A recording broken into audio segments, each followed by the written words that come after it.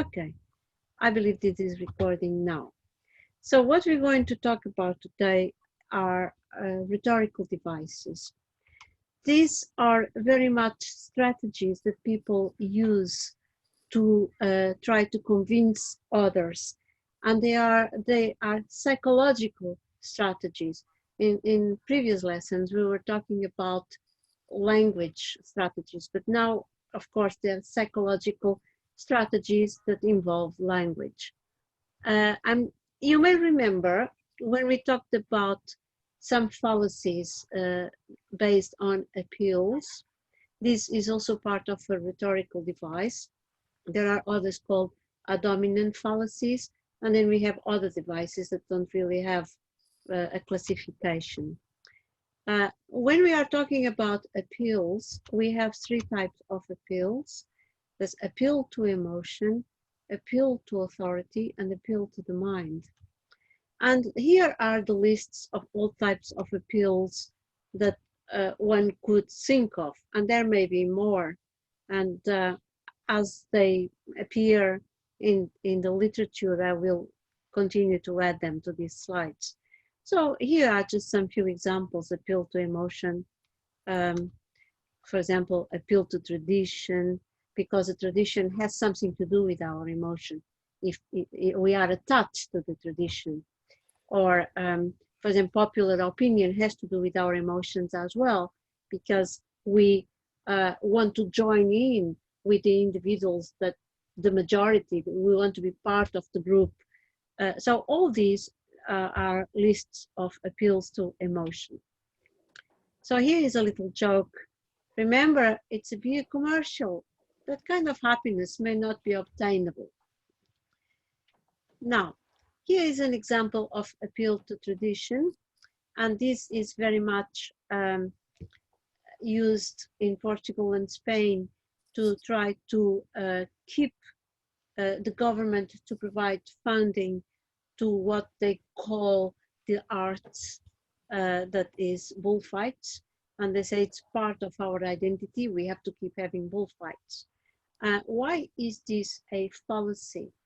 Because they're not taking into consideration other factors. That is, for example, the fact that the bull is a sentient animal that is actually inflicting pain to a sentient animal, and that is cruel. And then one should question: is this tradition to be protected? The other one that we often hear about is appeal to popularity, where a claim is accepted as being true simply because most people are favorably inclined towards the claim. And it is also very similar to the one that you hear a claim so many times, it's repeated, that then it becomes a embedded truth in our mind, but in reality is not true. So one of the things that we've discussed already, if you may remember, is child labor must be right, since everybody does it in developing countries. So in those developing countries, it's not even a question to if child labor should be allowed or not. The other thing is appeal to common practice. And if you think, for example, of female genital mutilation, this is an argument that may be used by defenders of FGM. And what happens is that they defend it, but they say it's common practice in our culture to do that. So we want to continue. We have the right to do it. Again, it's a fallacy, and it's also a fallacy that is a kind of a rhetorical device. The other one, the other problem is, what's the issue with using appeals to common practice? For example, it has always been done this way and it has worked. I see no reason to change. And you have to be careful to distinguish when appeal to common practice can be a fallacy or can be perfectly acceptable. Okay? So there are situations where it is acceptable. However, we have to take into account that it may obstruct innovation. If you think that, for example, Gutenberg's printing machine could do the job for reading newspapers, and if we kept doing that because it did the job pretty good, pretty well, then we would never have evolved to digital machines. The other one that we have is appeal to popular opinion. It's similar to appeal to popularity. A popular opinion is widespread among. I had to stop because I think I lost you, and I have to continue, and I'm going to do the recording again.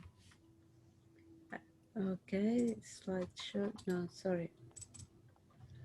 We lost you at the point you said we would never get the transfer to digital. Yes, That's yes. still. So I'm going to share screen again. And, oh, I'm still recording. Okay. So let's continue. So we are on the slideshow. Yes, now I can see. I couldn't see you before. Now I can see all of you.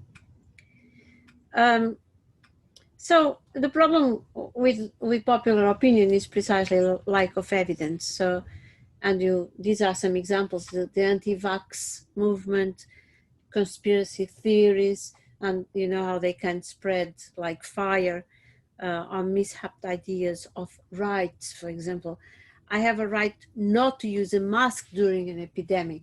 So people are using I don't know which amendment is of the Constitution in the United States to not use the mask. And now you might have heard of this new movement called QAnon, so where they believe that Donald Trump is involved into catching pedophiles. Another thing is the rise of populism. It's also a type of appeal to popular opinion. And here you have an example in this map of how the anti-vax movement has spread all over these states in America. And this is very worrying when you see almost all the country that have been hit by measles since 2019, when in the old days, measles have been practically eradicated. And now, because they're not vaccinating the children, they have measles coming. Okay, I'm back. If you look at this appeal to threat, appeal to force, appeal to fear, they are more or less the same. It also depends on the authors that are writing these books. You will find that they call it different names, but basically they can be all put together into an argument called ad baculum. And look at this example. Dear Professor Dubois, when considering my grade in your class, please keep in mind that my father is the dean, your boss. So this is an example of a threat, for example. Now, look at more examples. If they are not on board with us on this matter, we will impose economic sanctions. Are you still there? I know you're not sharing the screen. We're seeing you, not your slides. Oh, it just, for some reason, it is just switching off. I don't know why. Okay, we got them now. Got them now? Okay, so I'm clicking on slideshow again. Can you see me? I had to open the door to the cat. Sorry, she always likes to come when I'm here. Oh, Calvin is coming. So here are more examples that you can look when you download. Again, appeal to force. You'd better agree that the new company policy is the right one if you expect to keep your job. So it's a threat, it's blackmail.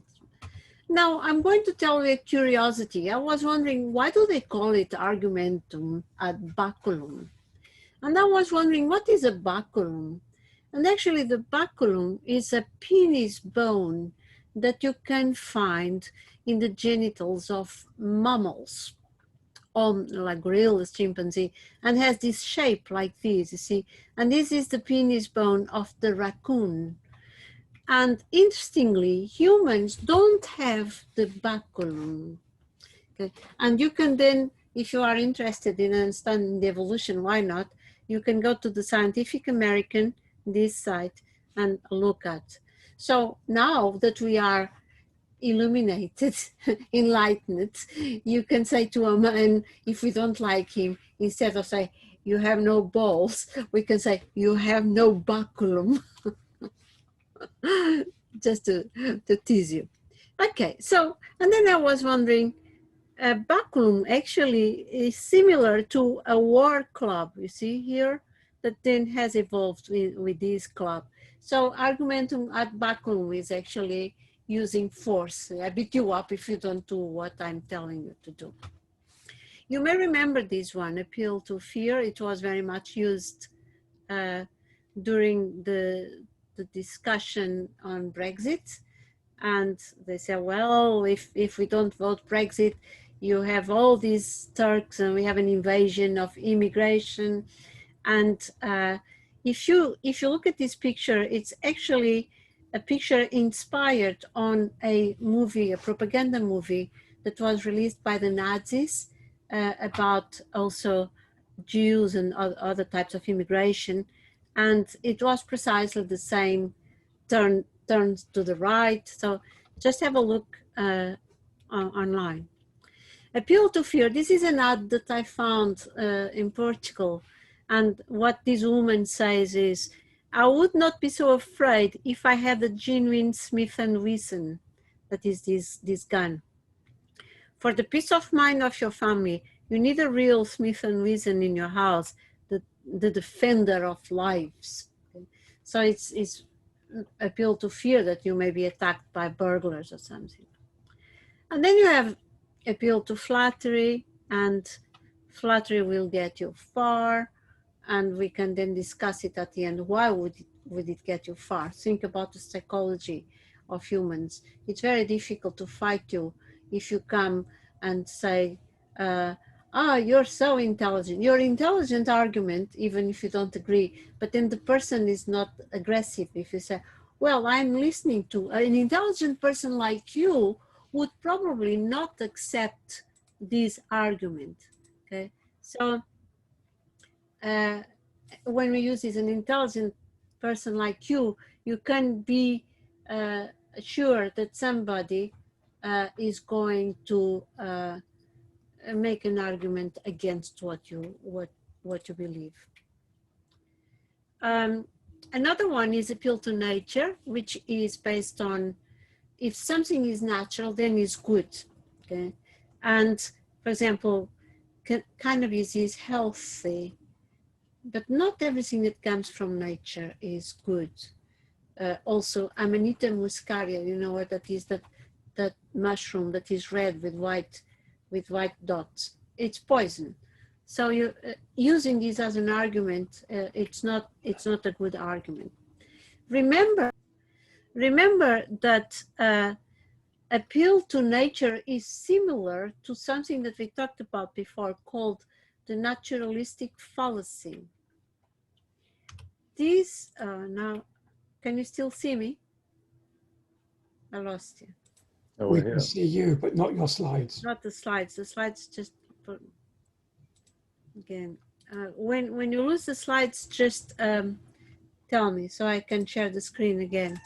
For some reason, I'm losing it today. Okay, it's back. Okay. So you might have heard about David Hume. And we talked about him before. He talked about the naturalistic fallacy and the is or ought gap. And what he mentioned, what he said was, just because something is like that in nature, it doesn't mean that it ought to be. And do remember as well that when I use the verb ought in English, it usually associates with moral issues, okay? And so what we are talking about is the naturalistic fallacy is not really the same as appeal to nature, but is similar. the difference is that the naturalistic fallacy, it's more related to ethics, whereas appeal to nature, you can relate that to other things that have nothing to do with ethics. Like, for example, eat a lot of, or smoke a lot of hash or grass because it's natural. Now you have appeals to emotion, and one of the things in the appeals to emotion is appeal to ridicule. We talked about that before. Sometimes you are having an argument with somebody and the other person just says, but your argument is ridicule, and they don't counter argue, they don't explain why. This appeal to ridicule, you have a similar fallacy that is a straw man fallacy. You might have heard about this before. I believe we talk about that on CT1. And this very much when you pick up the argument of the other person, you redo the argument, simplify it or exaggerate it, and then we attack that argument, not the original argument of the person. At the end of this, we are going to look at this video where this girl, I forgot her name, she's interviewing this Peter Jordan, and you will see the video has an analysis of her tricks to insert appeal strawman fallacies. Appeal to circumstances, it's about you consider yourself or special and due to your circumstances. And appeal to probability, I haven't told you about this one before. This is important. We take something for granted because we assume that it would be probably the case. So there is a difference between taking something for granted and having something as probable. Remember when we talked about possibility, probability, plausibility, and that's why it was important for us at the time to understand these differences. So just because something is probable, it doesn't mean that it's going to happen. And so if you look, for example, something can go wrong is a premise, and then the conclusion is invalid, therefore something will go wrong. If I do not bring my umbrella, which is a premise, it will rain, so that's the probability. This is very similar to a thing that some of you might have heard called the Murphy's Law. And the Murphy's Law says, if anything can go wrong, it will go wrong. Okay? And if you want to look at 10 versions of the Murphy's Law, you can go to this site and it gives you 10 examples of things that can go wrong. And I was wondering, why is it called Murphy's Law? It was this guy called Edward Murphy. He was an engineer working for a project at Edwards Air Force Base. And he found a technical error made by one of the junior technicians. And then he said, if there's any way to do it wrong, he will find it. And then the idea of Murphy's Law, the meme spread. So here we can divide appeals to probability a bit similar to the slippery slope fallacy. Remember, the slippery slope fallacy is the one where you say, if A happens, then it follows that B happens, and if B happens, C happens, and if C happens, D happens. And actually you have no evidence whatsoever to support that B, C, and D is going to happen. Okay? And that's why we call it a slippery slope. We are just inventing reasons that probably are going to happen. So you can actually have two types of events. You can have a sequence of unlikely negative events.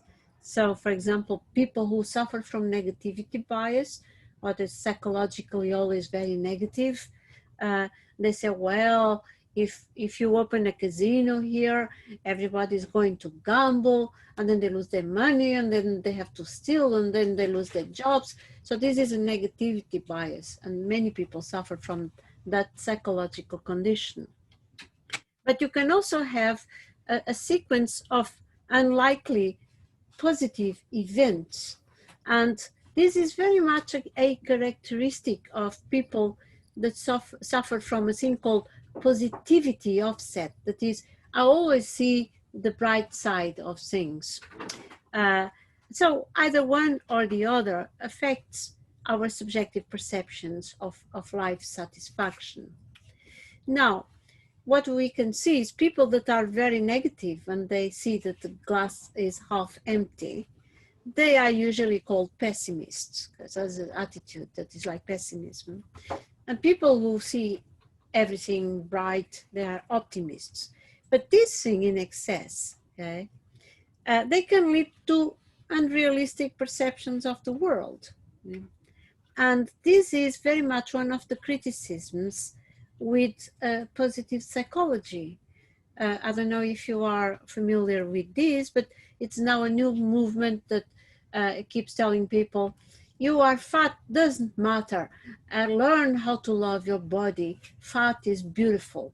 And then it's try to instill positivity in the person. Okay, I mean, the person may feel love for herself, but being obese can also bring some health issues. So in everything, we have to keep a balance of positive and negative analysis of life. Now, you might have heard this very often, that is appeal to accomplishment. And this is when an assertion is deemed true or false based on the accomplishments of the proposer. And Donald Trump is always using this rhetorical device. Oh, climate change is a hoax. I know it because I'm very accomplished. I'm the president of the United States. And so, and very often when we are listening to people or reading books, and we don't comment on them because who am I to come? He's a professor at university, or so-and-so wrote a book. But the truth is, nowadays, anyone can write a book. And just because there is a book, it doesn't mean that there is a good argument in the book.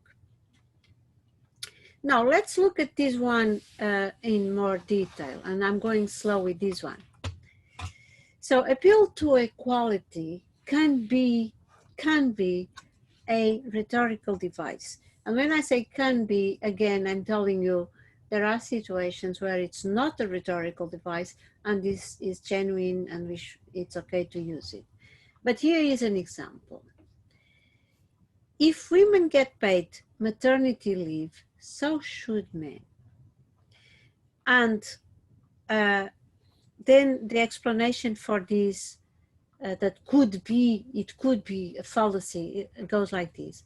There are some good reasons that men should get some form of paid paternity leave, but they are not present in the argument here. Okay? There is an unstated assumption that what benefits women get, for whatever reason, men should get the same. And this then begs the question, okay, so, but why should men be also paid paternity leave? I mean, and it also has unstated assumptions into this argument, which are, in the beginning, the child is very dependent on the mother because it drinks milk from the mother, but it's not usually so dependent from the father. And this argument here, it's not taking this unstated assumption into consideration.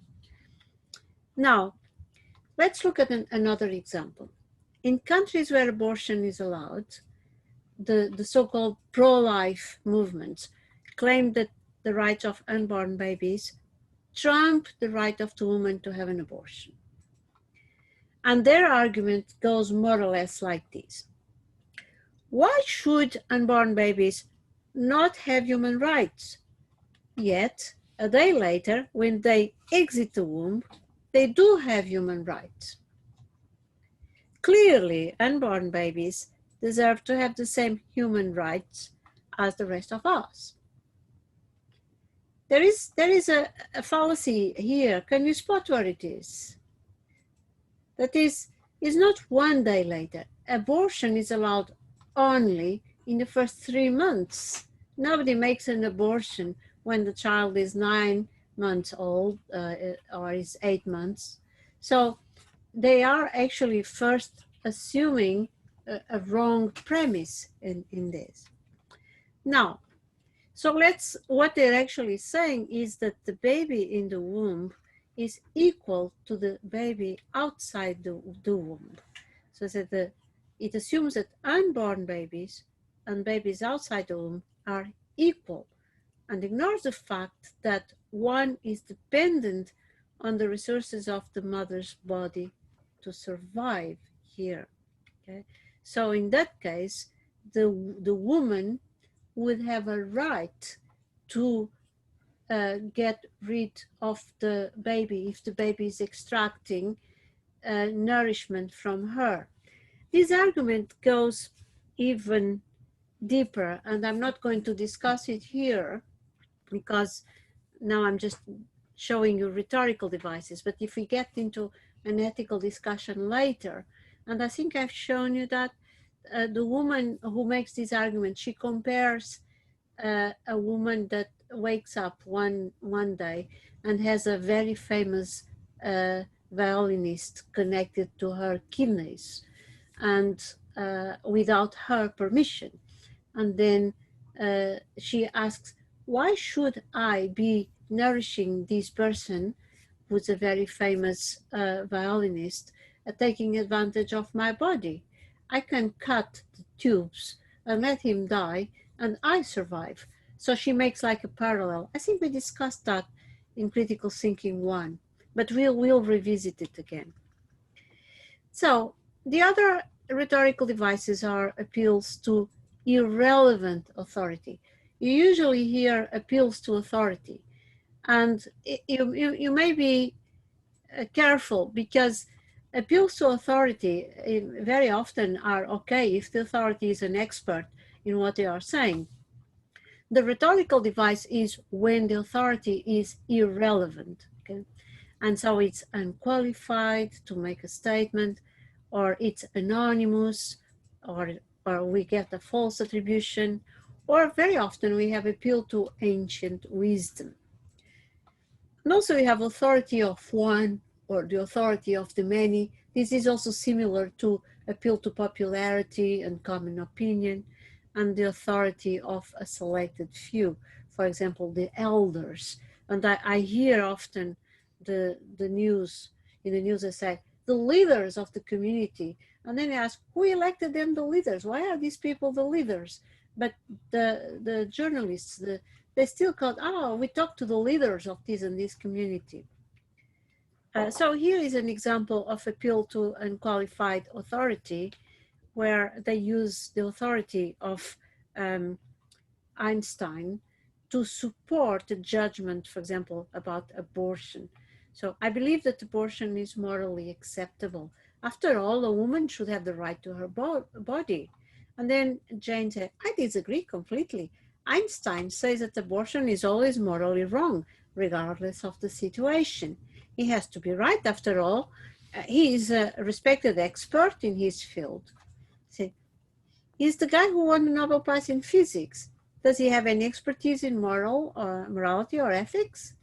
See, I don't know, but he's a world famous expert, so I believe him. So I don't even know if Einstein said that. This is just for the example, okay? So, and that's why advertising uses famous people to support what they are trying to sell you. So it's appeal to unqualified authority. Often if you have somebody in a white coat saying that this toothpaste is good for your teeth, then it's appeal to authority. You believe that he's a doctor or something. Anonymous authority, we have a lot of this, that is, scientists say that, a study has proven that, everybody knows that. So these are also proof surrogates. You're not really offering any evidence to support anything. So you just use these little words. Like this false attribution, Abraham Lincoln said, don't believe everything you read on the internet. And of course, are you still there? You're frozen. No, I think I dropped. Gosh, this internet is, I'm going to stop. Hello? Hello, you're moving. When I see you very, very quiet, I assume that you're frozen, and I assume that I lost the connection. Then I shut up. And I see you very, I can see that Peter is moving now. I'm looking for something to move the whole time, but I'm controlling through Peter and Kali. Kali smiles sometimes. So. Okay, so ancient wisdom. This is the fallacy that ancient practices or beliefs are superior to modern ones. And you may be all familiar with these, like things that are from traditional Chinese medicine, for example, because they did it like 3,000 years ago and they're still doing it, so probably it works. Like the horn of the rhino, they believe that that brings potence to men, so it's good for erections, and that's why rhinos are on the brink of extinction. And this is all based on the fallacy of ancient wisdom. Here is an example of bloodletting. So this cutting your veins to let the blood out, so to clean you from diseases. This was done in the 5th century, 500 BC, and Hippocrates was the Greek philosopher and doctor who actually started this practice. And this is based on the discredited principle that human body needs to maintain a balance between its 4 humors. So the Greeks believed that we had 4 humors, 4 forces that kept us alive. And those were the blood, the phlegm, the yellow bile, and the black bile. That's the stuff that they believed. And so many people still do that in like alternative medicine. The other thing is many herbs have been found to have therapeutical qualities, and actually they do work.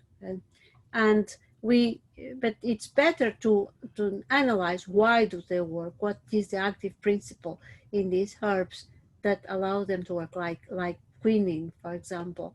They work, and the knowledge comes from ancient wisdom. But a lot of this knowledge is also derived from trial and error. When it didn't work, the people died, so they didn't do it again. So you have again this idea with acupuncture that is very much based on the things that we call the Qi or the Qi. In Portuguese we call Qi, I don't know how you say it in English. So what is important for us nowadays is to distinguish, we need to be able to distinguish between ancient wisdom and outdated nonsense. And that requires to have a little bit of knowledge of biology.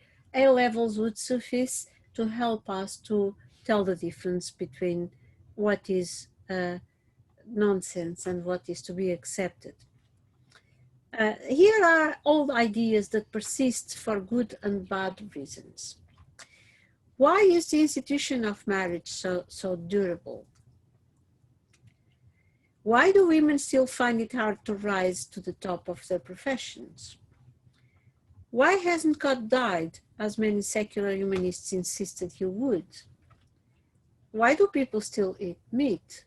So, the persistence of marriage, gender inequality, belief in God, and carnivorousness are a reflection of the ancient wisdom that has made them part of our societies for centuries, or should they be thrown off on the scrap heap of history like bloodletting, witch hunting, and feudalism?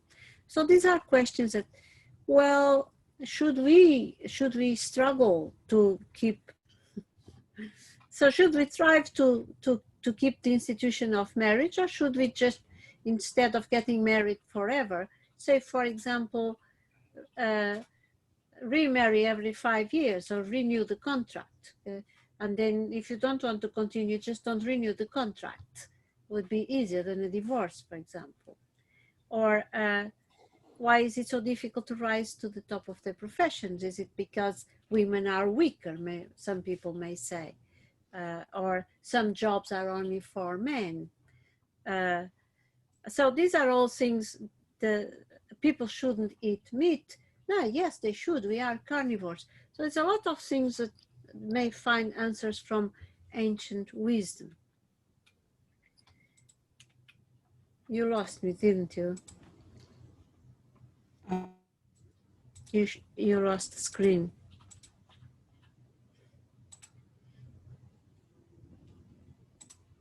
So now we are going to look at some appeals to the mind. And for example, appeal to popular belief, it's most people in the world are Christians. Therefore, Christianity is the only true religion. So you're deriving a conclusion from a premise.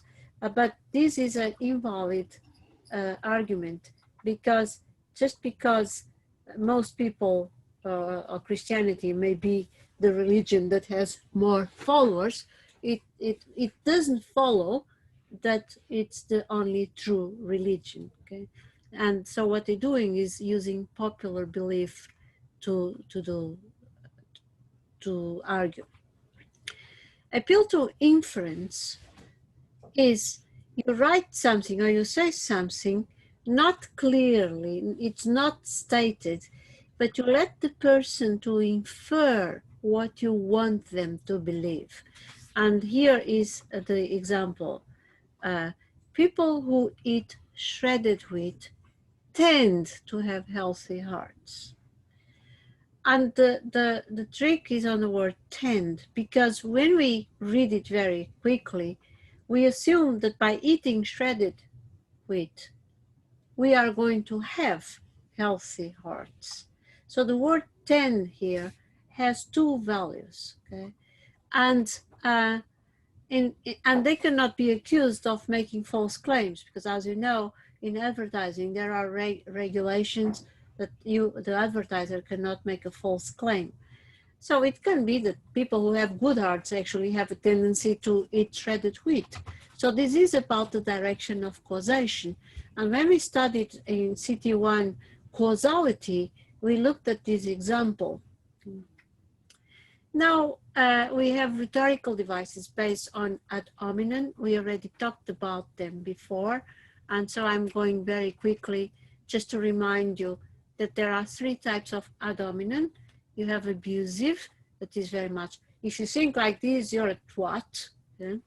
You're stupid. Ad hominem circumstantial, that is, you think like that because you work for this company, you would be defending them. You say there's no climate change because you work for Enron. Okay, so I would expect that from you. And to quack is very much attacking the person. Why should I stop smoking if you are smoking? And here the issue is, you shouldn't actually be looking at what the person does. You should be assessing the advice of the person. If the smoker tells you, you know what, you shouldn't smoke because it's bad for your heart. See, but you are smoking, so it doesn't matter. My advice is valid, is good. What I'm doing doesn't matter for the argument. Again, can you still see the slides? No. See, each time I go offline, I lose the share screen. Anna, are you recording to the cloud, or are you recording to your... I am recording to, I think I'm recording to my computer. Okay. That's what I think, but now I'm not going to change, otherwise we just break the continuity. So here is an example of abusive, and this is an analogy to the discussion that goes on whether humans share common features with other apes or not. Creationists say that we don't, that we are a special group. And here you have this goose that says to the other friend, we share many genetic characteristics with ducks because we have evolved from a common ancestor. And then the other doesn't like the idea and says, you are close-minded and stupid, and you eat corn, you don't know anything. So this is a type of abusive dominant. And in this case, it's ad duck, because it's a duck. No, it's not a duck, it's a geese, ad geese. Okay, so now there are many other rhetorical devices, downplays, false dilemmas, loaded questions. And we could look at all of them now, but I'm not, otherwise we are here until tomorrow. But downplaying, I want to show you what is very often used, this little word, so-called, the so-called. And for us foreigners, it may be difficult to understand this. It took me a while to understand what it meant, so-called. Okay? It means Peter is a so-called doctor of holistic medicine, and it means he's not a real doctor. Each time we use this word. Okay? And you can see John borrowed Lou's book, and Lou hasn't seen it since. So here borrowed is a downplaying, so it's actually stole it. Okay? And again, if you put things I forgot the word, doesn't matter. Today's patriots are just looking for a way to make a quick buck in Iraq. And again, by putting this, what do you call this? Aspas in Portuguese. It just said they're not real patriots, okay? Quotation marks. Quotation marks, yeah, thank you. So the other one, false dilemma, it's also very much a device in rhetoric that they just give you two options and you have to choose either one or the other. Politicians do this a lot. But there may be other options, but because you're not considering them and the politicians just give you these, one is really bad and the other one is the one that they want you to accept. They don't give you the other alternatives. And so presenting false dilemmas or false dichotomies are very much used nowadays. I have to share again, isn't it? Gosh, today is really bad. So, and this is a very interesting quotation from Terry Pratchett, a very nice British author. If you like the fantastic, read his books.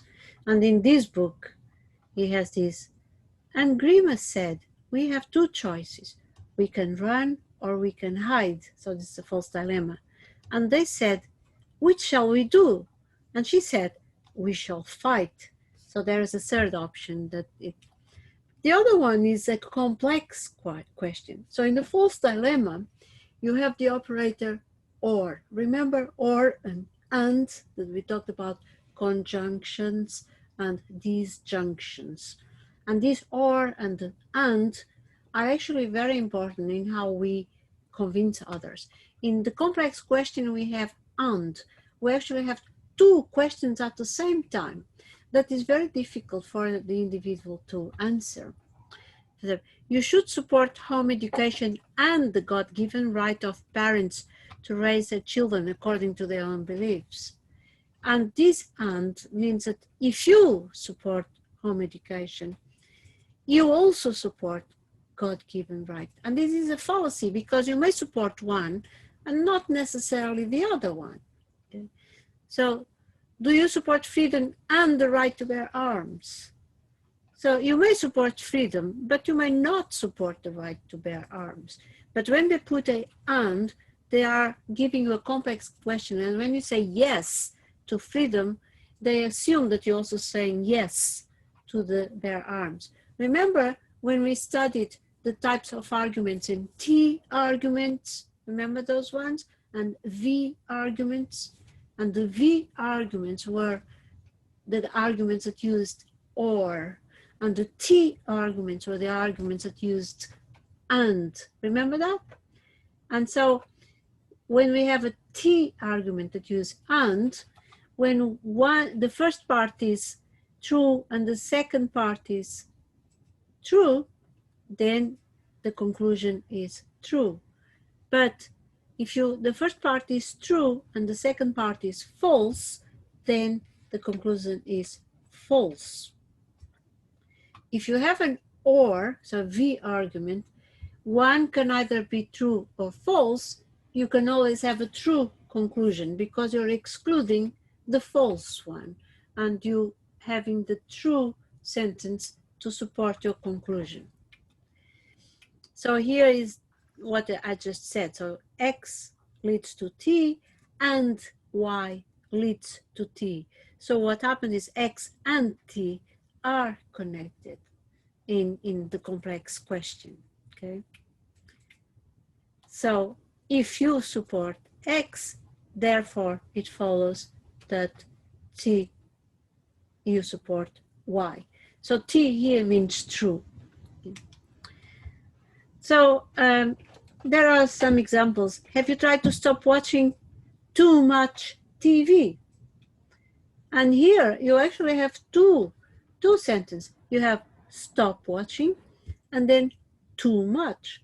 Maybe you stop watching TV at all, or you just stop watching a bit less.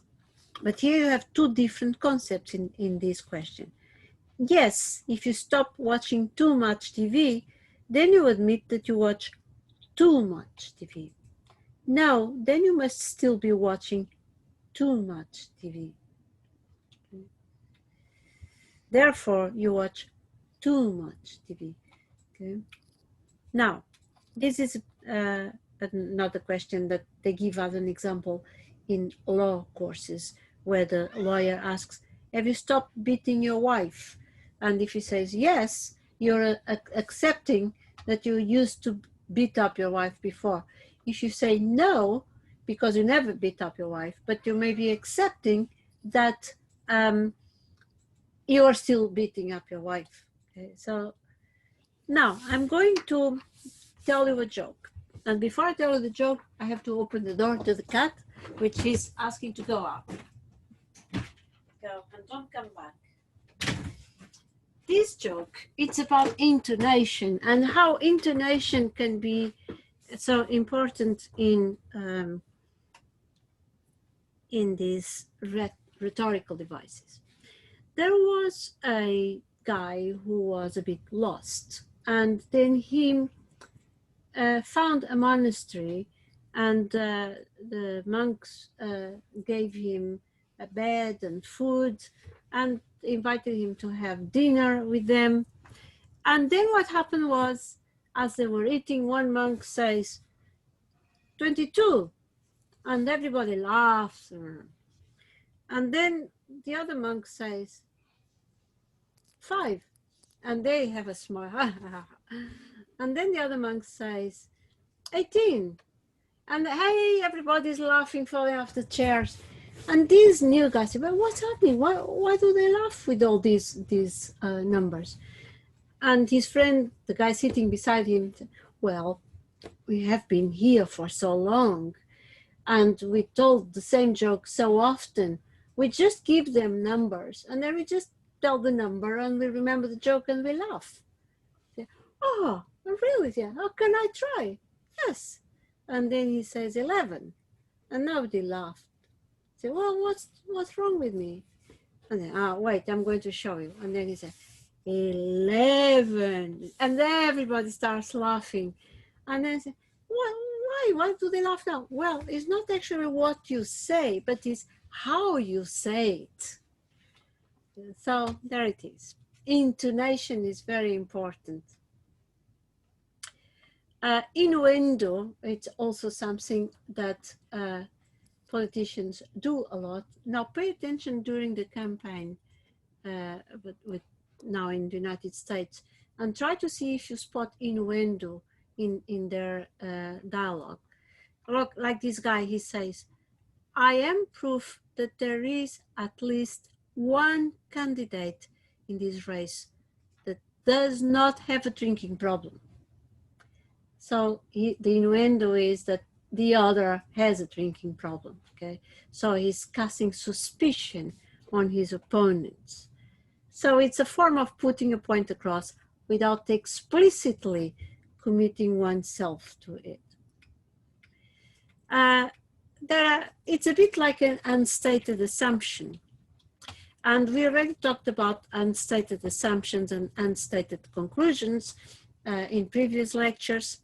And when you download, you will have again some of the slides that we had in previous lessons, just to remind you so you don't have to go back to the previous emails. So this is the reason why this lesson is so long, because I picked up the slides from previous lessons and I put them back so to remind you of what was discussed. And so let's see unstated assumptions and conclusions. Politicians keep arguing that institutions can't be changed when, in fact, they change all the time. Haven't they ever heard of the institution of slavery? So, what is the author trying to convince me of with a question? It's an unstated assumption that first, that the politicians are wrong in saying that institutions can't be changed. And the reasons that he is giving us is that the institution of slavery has changed, is an example. Okay? So, and note that the reason is expressed indirectly as a rhetorical question. It would be difficult when we are writing down the argument with the premises and the conclusions, we wouldn't be immediately aware that this question is actually a premise that supports the conclusion. Okay? And this is why it's called a rhetorical question. A rhetorical question is a question that doesn't really want an answer. It's just there for effect. We already know the answer. So you already, this for you to review what are stated conclusions and unstated conclusions. And you remember that in stated conclusions, they're very clear. They are there written black on white, and the unstated, it's not clear, and usually it is not clear and asks you to make your own conclusion. Share screen again. Can you see it? Not yet. Share screen. Okay. Here we are. Okay, so loaded question. It's a bit what we already saw, that have you always loved to gamble? And so it's a question that has an assumption that is unjustified. Again, this is a rhetorical question. Can't you do anything right? I'm not waiting for you to answer this question. Stereotypes are very much used also in rhetorical devices. And you might have heard women are emotional, men are insensitive, lesbians are man-haters, gay men are effeminate, blondes are dumb. So these are all stereotypes that are very often used to try to convince others, and there's no evidence to support any of these. Now I'm going to tell you about an American term that I didn't know about until recently, and I think few British people might have heard of this. It's called a Weaseler, and a Weaseler is it's a method of that when you insert it in a claim, you protect the claim from criticism, and so 3 out of 4 drinkers surveyed prefer Red Bull. And so here the word surveyed is protecting the claim that almost everybody likes Red Bull. Okay? But it doesn't explain how the survey was made. Look at this one. 48% of the population is in favor of the decision. I say, wow, 48%. But what it hides is that actually 52% it's against the decision. So by showing this one, people usually are not calculating things in their head, and you can lead the person to go with your decision, and the person doesn't even remember that there's many more people that don't agree with the decision. Others are hyperbole. I waited an eternity. I told you a million times. So hyperbole gives a lot of strength to the argument. That new car costs $1 bazillion. So this we used very much in humor. Again, proof surrogates, we already saw examples of this, that is appeal to unnamed authority or anonymous authority is the same. And then you have rhetorical definitions and rhetorical explanations. A rhetorical definition is one that proposes, that expresses or influences attitudes rather than clarifies, okay?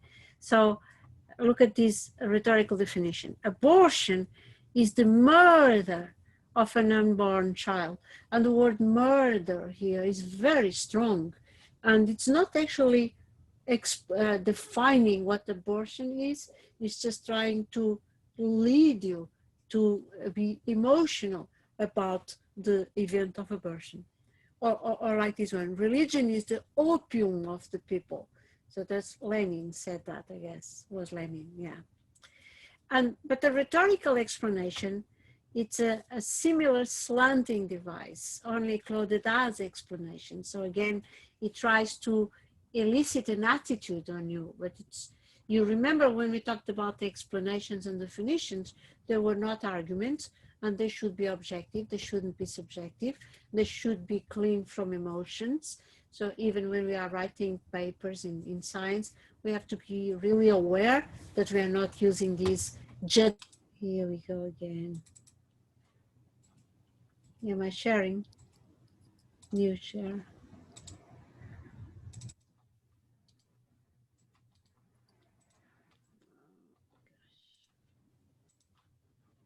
Imagine if I was doing this for money, people would be complaining and asking me the money back. So here it is. You remember when we talked about analogies? And at the time we talked about some bad analogies, and some of them are rhetorical analogies. So a rhetorical analogy has the aim to make a thing appear better or worse, depends on what your intent is. Knowledge always desires increase. It is like fire, which must first be kindled by some external agent, but which will afterwards propagate itself. So this is like a positive rhetorical analogy. Rhetoric is not always bad. You can use rhetoric also to incite people to do good things. Look at this one. He that voluntarily continues ignorance is guilty of all the crimes which ignorance produces. As to him that should extinguish the tapers of a lighthouse might justly be imputed the calamities of shipwrecks. So he's comparing, it's a very good analogy here. And again, it's a good example of rhetoric. But now look at this one, misleading visuals. This is a question. They ask Democrats, Republicans, and independents some question, and they ask them if they agree or disagree. And by starting here on number 53, you can see that is a much larger gap between Democrats and the others. But in reality, this is a misleading visual because a graph should start on 0. And if you look at this graph, that is the correct one, then you see there's not much difference. Then you have tautology, saying the same thing twice. Okay? In logic, a tautology is a formula which is true in every possible interpretation. But in rhetoric, a tautology is an unnecessary or unessential, sometimes unintentional repetition of meaning using different and dissimilar words that effectively say the same thing twice often originally from different languages. So I'm going to give you some examples of tautologies. There is also another word called the pleonasm, and the difference between one and the other, is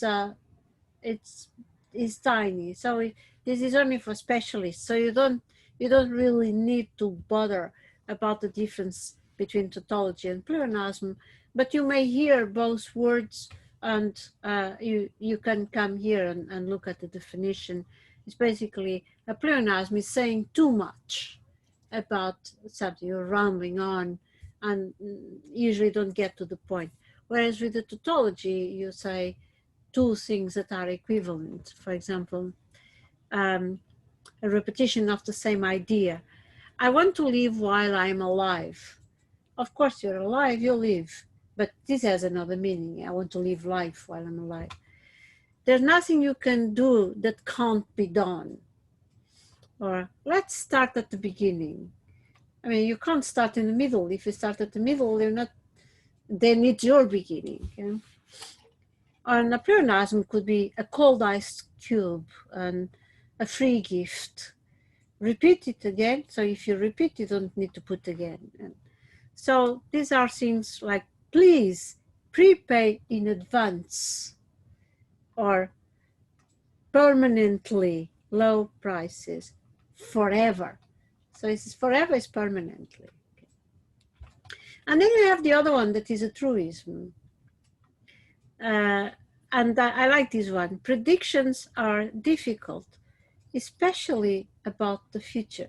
That was Pauling who said that when somebody, when you won the Nobel Prize of Physics, I guess. And he said, well, a prediction is always about the future. I think we agree the past is over. If we are talking today, the past is over.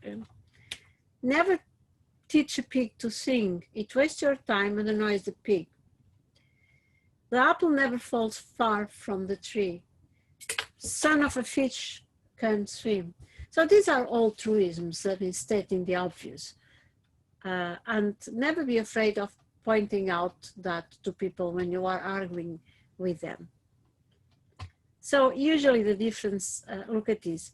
Genocide is bad, biodiversity is good. These are kind of truisms. But the problem is, we are so often hammered with these ideas in our head, we don't really think why these things are good or bad. And I used to give a course in concert practice. Oh, I have to share the screen again. I wonder if I'm saving this to the, you're right, Shafika, maybe saving it to the cloud. I didn't see where I was saving to. Okay. When I said that, I used to give a course at a university in Roehampton on primate conservation. And one of the things that my colleague said when he started the talk was, biodiversity is good. And everybody, yeah. And then he went away after he introduced me and said, why is biodiversity good? And then the students could not tell me why. So they were just indoctrinated that biodiversity was good. Of course it's good, but there are reasons why it is good. And that's, people need to understand that. Are you there? You're all very quiet. I can see Peter froze and Kali froze. I'm going to wait until you come back and you're alive again. Go back, you're back. I was waiting for you, so you didn't lose anything. I'm going to share the screen again. It's getting a bit annoying today. So here is an oxymoron.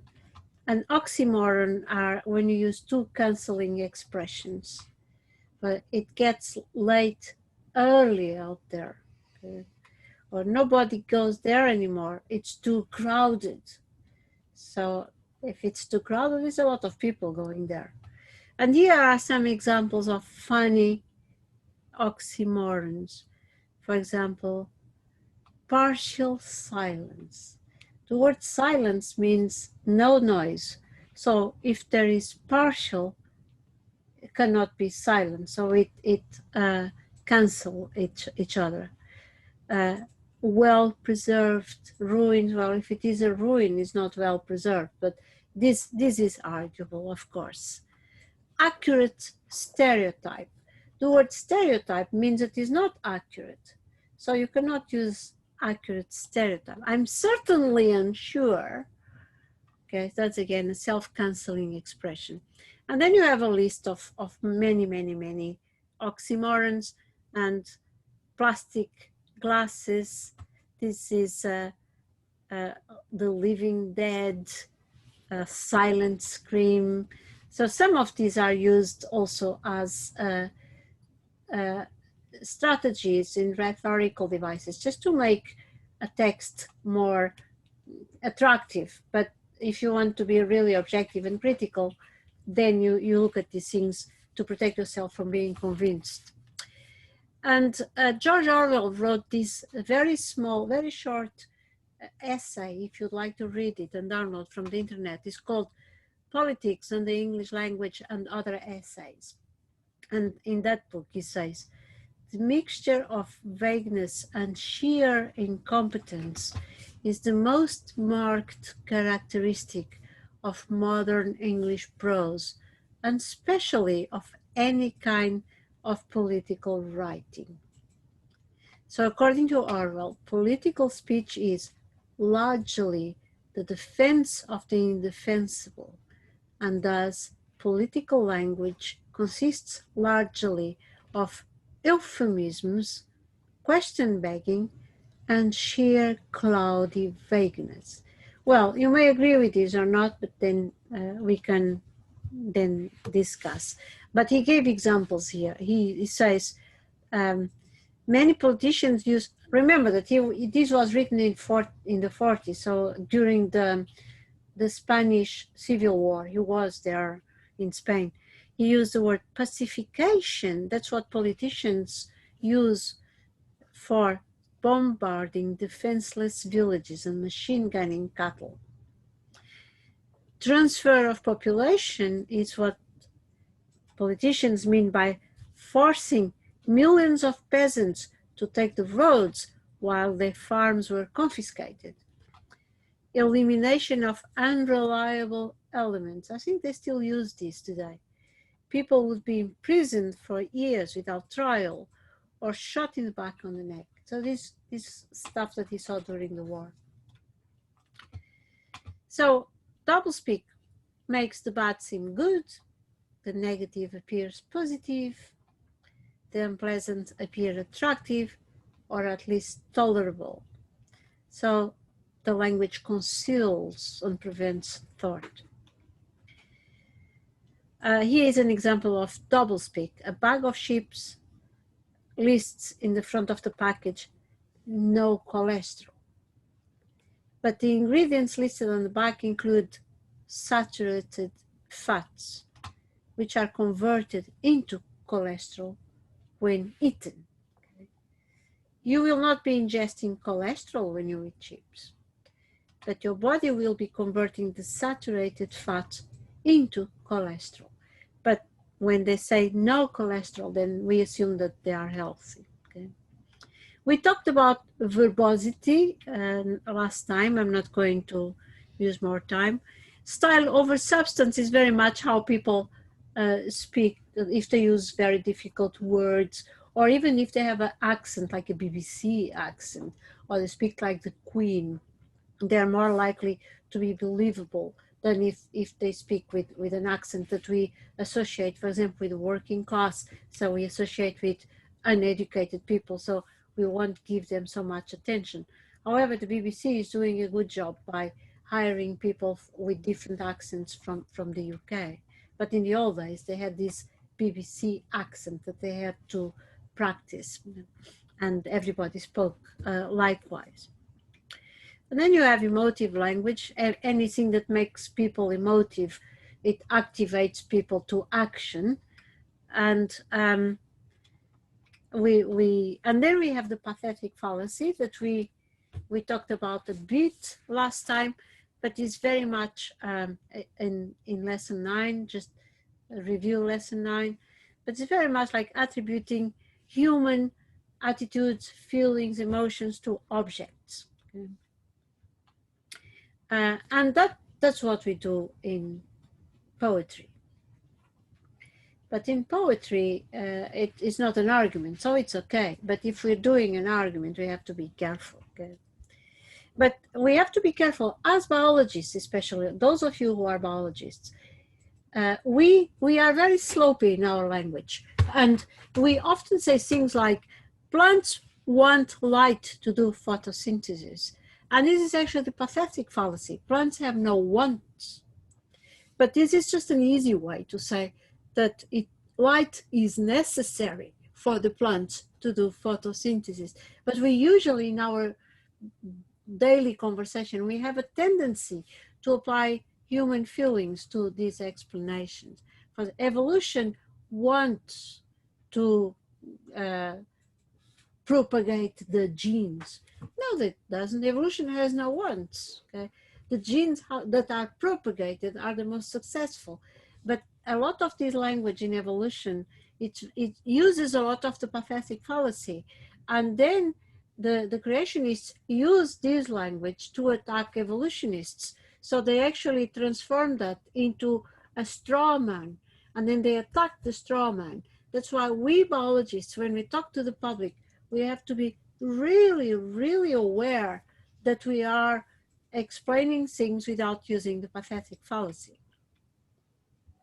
And finally, Now, before you move on, sorry to interrupt you, but not just biologists, but all scientists, there's one word which we should try not to use, and that's the word design.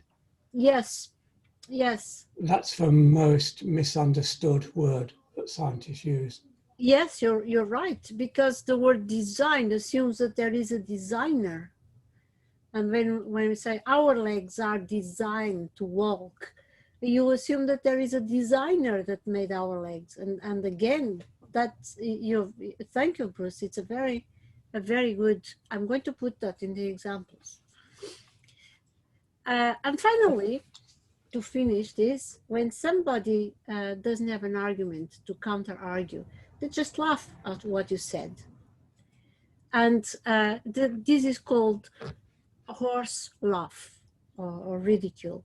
And if they have an objection, they laugh instead of creating a counter argument. And that means that you won, because they can't counter argue what you just said. Now, I give you some links to interesting videos that analyze debate. I'm not going to run them now, but then you can watch them. This is why this person is so dominant in debate. It's a technique that he uses to win debates. And we're not going to talk about debate now, but if we have time at the end of the course, I'll give you a lecture about debating.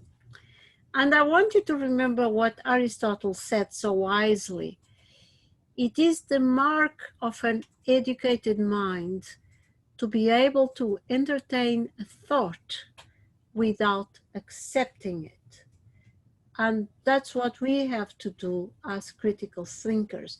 Even if the thought is ridiculous, we entertain them so we can analyze and see where the points are that make us reject the idea. Okay, so I'm going to end here. And what we have, I'm going to end the sharing. And what we have here, it's a video that I would like to show you. And I'm going to give you a bit of a break now. I'm going to stop recording. Stop. And you can, and then we watch this video, okay?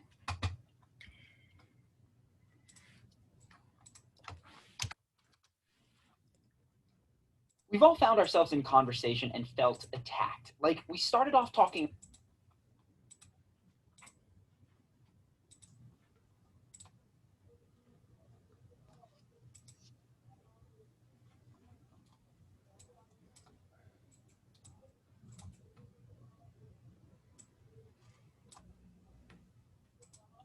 We've all found ourselves in